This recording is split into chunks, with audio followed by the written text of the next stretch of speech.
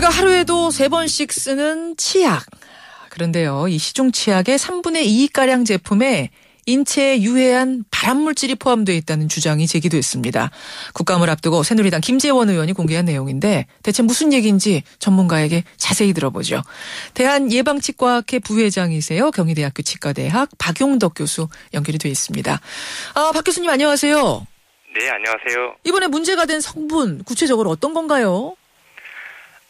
이제 트리클로산하고요. 예. 파라벤, 이 두 성분이 아마 문제가 됐던 것 같습니다. 트리클로산과 파라벤. 이게 얼마나 위험한 성분입니까? 예, 자세히 설명해 드리면요. 예. 예, 파라벤 같은 경우에는 일종의 이제 방부제입니다. 방부제 쉽게 생각해서. 네네네. 그 다음에 트리클로산도 마찬가지로 균을 억제해주는 항균제로 쓰고 있습니다.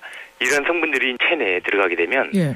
성호르몬하고 굉장히 밀접합니다. 어린아이들 같은 경우에는 예. 고환암이나 특히 이제 성인 여성 같은 경우에 유방암까지도 일으킬 수 있는 아주 무서운 물질입니다. 성호르몬을 교란시켜서 고환암 혹은 유방암 이런 거를 일으킬 수 있다.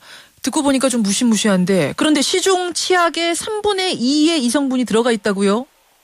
네, 그렇습니다. 근데요, 교수님. 이게 무슨 시중 제품들이 다 불법 제품도 아니고 다 식약처에서 다 허가를 받은 거 아니겠습니까? 그렇죠. 예. 근데 식약처에서 그럼 그런 사실을 모르고 허가를 해줬을까요? 아닙니다. 그게 인체 내에 해롭다 하더라도 이제 체제의 어떤 기준치가 있거든요. 파라벤 같은 경우는 0.2% 정도. 예. 한 개 100g이라고 가정했었을 때 0.2g이 들어가 있는 거죠. 그 정도는 괜찮다. 하지만 그렇지는 않습니다. 0.2g이 한 번 쓰게 되면 그건 괜찮지만 예. 이것이 구강 내에 누적이 되는 특징이 있기 때문에 누적이 되면 혈류를 타고 오랫동안 이제 체내에 이제 잔존하겠죠. 네, 예. 이것이 이제 문제가 되는 거죠.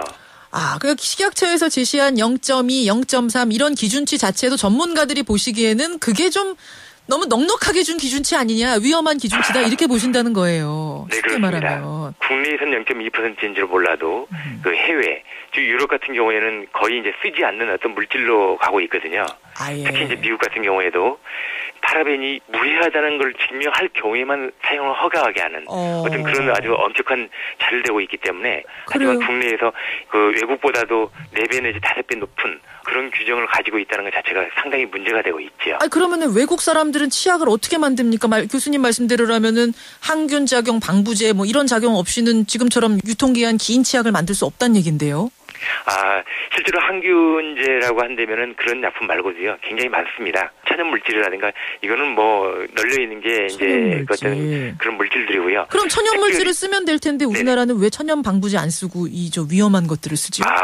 그 얘기는 이제 유통기간을 아마 치약을 이렇게 보시게 되면 3년 정도의 유통기간을 둔 치약들이 되게 많을 겁니다. 그렇더라고요.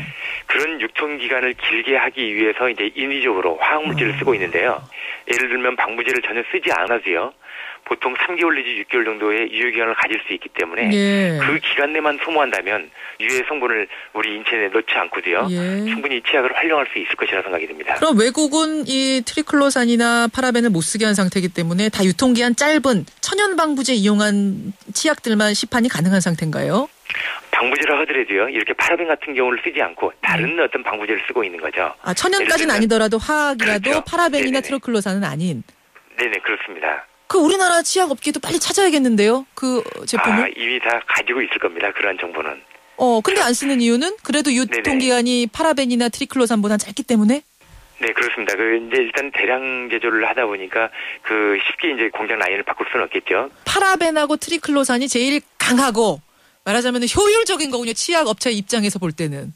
그렇게 생각하셔도 될 것 같습니다. 그러다 보니까 그걸 썼던 건데 이제는 좀 효율이 떨어지더라도 인체를 생각한 그런 방부제를 써야 되지 않느냐. 항균제를 써야 되지 않느냐. 이런 말씀이세요. 예, 맞습니다. 교수님 말씀대로 빨리빨리 이제 치약 업계들이 바꿔야 될 텐데 그 전까지는 우리가 이 치약을 써야 되지 않습니까? 그렇습니다. 우리 소비자들이 당장 할 수 있는 건 뭘까요? 그래서 최소한 7번 또는 8번 정도의 강한 양치를 입을 헹궈내라. 치약을 사용하고 난 다음에요. 그러면은 파라벤의 농도가 급격히 떨어집니다. 그나마 할 수 있는 거. 네네. 아예 소금 쓰는 것도 괜찮겠어요, 이런 식이라면. 근데 소금 같은 경우에는 이제 치아를 마모하는 특징이 강하기 때문에. 예. 네. 알겠습니다. 여기까지 도움 말씀 듣도록 하죠. 고맙습니다. 네, 고맙습니다. 경희대학교 치과대학 박용덕 교수였습니다.